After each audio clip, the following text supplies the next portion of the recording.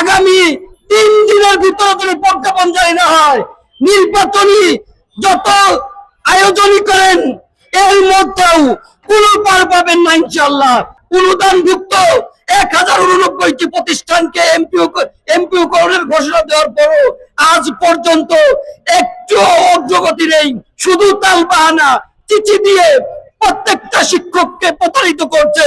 শিক্ষকদের শুধু বলছে যে আজকে এক চিঠি দেই, আজকে মানববন্ধন করে গেলাম, বিকেল বেলায় হয়তো একটা চিঠি দিতে পারে, আর কোন চিঠিতে কাজ হবে না, প্রজ্ঞাপন জারি করতে হবে।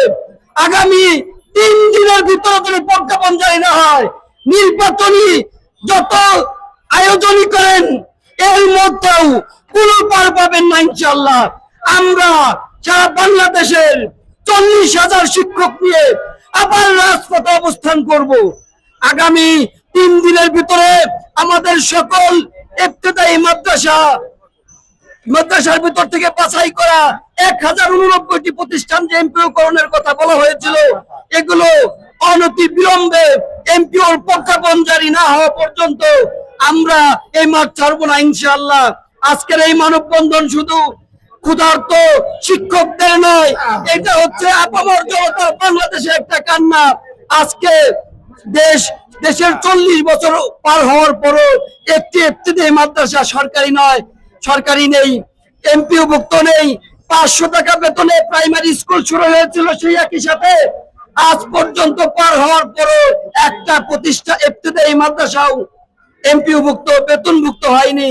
এই জাতির জন্য লজ্জাকর, লজ্জা থাকা উচিত এই সরকারের। আমরা মনে করেছিলাম এই অন্তর্বর্তী সরকার আমাদের কথা শুনবে, আমাদেরকে ওয়াদা দিয়েছিলেন। মাননীয় প্রধান উপদেষ্টা বলেছিলেন আমাদের কাছে দাবি করতে হলে কোনো আন্দোলন করা লাগবে না।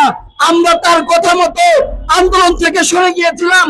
পুলিশের টিয়ার চাল, আমার অনেক ভাই রক্তাক্ত হয়েছে রাজপথে, তারপরও এই অন্তর্বর্তীকালীন সরকারের কি টনক নড়ে না? তার পর্যন্ত কি আমাদের কথা পৌঁছায় না?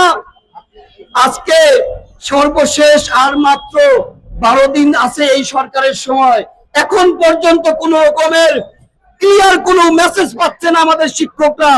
তাই অনতি বিলম্বে শিক্ষকদের, সাংবাদিক ভাইদেরকে বলবো এবং যারা শিক্ষা মন্ত্রণালয় প্রধান উপদেষ্টাকে বলবো আজকের মধ্যে ইবতেদায়ী শিক্ষকদের প্রজ্ঞাপন জারির ব্যবস্থা করেন, নইলে দুর্বার আন্দোলন করতে হবে। চাকরি আছে, বেতন নাই।